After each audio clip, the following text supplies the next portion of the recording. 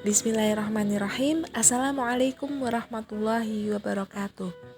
Perkenalkan, kami dari kelompok 2 mata kuliah Kepemimpinan Pendidikan Islam kelas F, Program Studi Pendidikan Agama Islam Universitas Ahmad Dahlan yang beranggotakan 1. Muhammad Rizaluddin As'ad, 2. Feni Miftahul Jannah, 3. Cikal Juwani Putri, dan 4. Asistiawati akan presentasikan hasil diskusi kami terkait dengan teori lahirnya pemimpin. Adapun materi yang akan kami bahas di sini adalah yang pertama, pengertian pemimpin, yang kedua, teori ekologis, yang ketiga, teori genetis, dan yang keempat, teori sosial. Baik, kita masuk pada materi yang pertama, yaitu definisi pemimpin. Pemimpin berasal dari kata asing leader dan kepemimpinan yaitu leadership. Kartono mengatakan bahwa pemimpin adalah seorang pribadi yang memiliki superioritas tertentu sehingga dia memiliki kewibawaan dan kekuasaan untuk menggerakkan orang lain melakukan usaha bersama guna mencapai sasaran tertentu. Sedangkan Cousins menjelaskan bahwa pemimpin adalah pionir sebagai orang yang bersedia melangkah ke dalam situasi yang tidak diketahui. Pemimpin yang mempunyai visi yang jelas dapat menjadi panutan dalam melaksanakan tugas pokok dan fungsinya sebagai pemimpin. Sedangkan pengertian pemimpin yang paling baru sebagai postmodern dari Lantu yang menyatakan bahwa pemimpin adalah pelayan. Definisi yang terakhir sangat menarik karena yang terjadi selama ini adalah pemimpin yang dilayani, bukan melayani.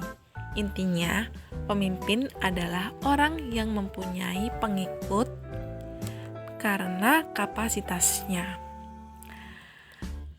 Dari beberapa definisi yang diungkapkan oleh tokoh-tokoh tersebut, kami menyimpulkan bahwa pemimpin adalah seseorang yang memiliki visi yang jelas untuk melangkah dan berkemampuan untuk menuntun dan menggerakkan kelompoknya untuk melakukan kerjasama menuju pencapaian tujuan bersama yang sudah disepakati.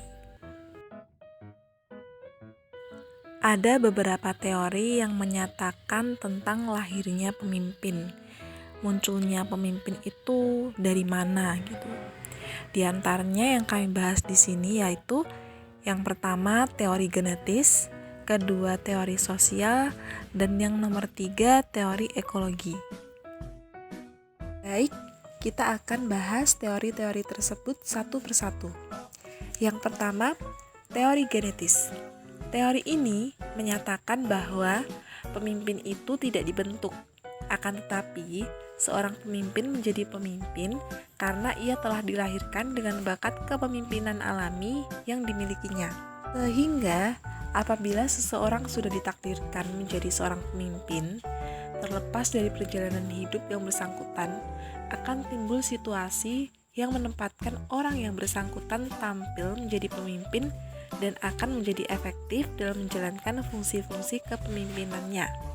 Jadi, dalam menjalankan kepemimpinannya, tidak diperlukan teori dan ilmu kepemimpinan, tanpa juga menjalani pelatihan dan pendidikan sebelumnya. Seseorang diangkat menjadi pemimpin karena keturunan, bukan dibuat.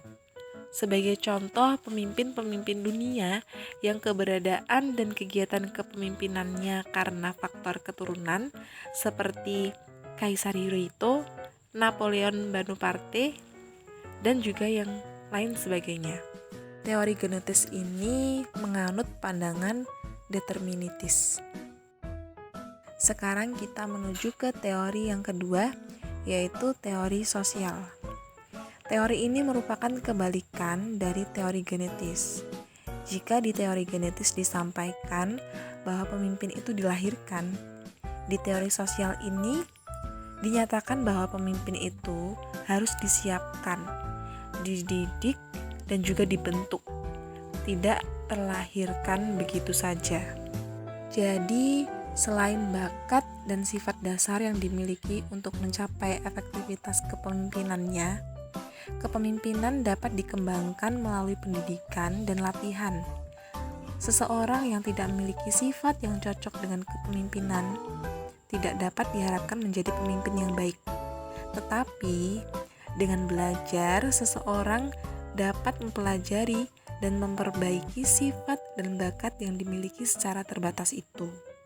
Maka dari teori ini disampaikan bahwa setiap orang bisa menjadi pemimpin melalui usaha penyiapan dan pendidikan, serta didorong oleh kemauannya sendiri. Baik, teori terakhir yang akan kami bahas di sini, yaitu teori ekologis. Teori ini muncul sebagai reaksi terhadap teori-teori yang sebelumnya, yaitu teori genetis dan sosial. Menurut teori ekologis, seseorang akan sukses menjadi pemimpin bila sejak lahirnya dia telah memiliki bakat-bakat kepemimpinan, dan bakat-bakat ini sempat dikembangkan melalui pengalaman dan usaha pendidikan, juga sesuai dengan tuntutan lingkungan dan ekologisnya. Jadi, kesimpulannya di sini, seseorang dapat menduduki jabatan pemimpin karena beberapa hal, yaitu bisa jadi karena penunjukan atau penetapan, kemudian bisa juga karena warisan, bisa juga karena kelebihan dan juga kualitas diri seseorang, atau juga bisa tuntutan situasi. Tadi beberapa materi yang dapat kami sampaikan pada kesempatan kali ini terkait dengan teori lahirnya pemimpin. Semoga apa yang kami sampaikan di sini bermanfaat, dan terima kasih atas perhatiannya. Assalamualaikum warahmatullahi wabarakatuh.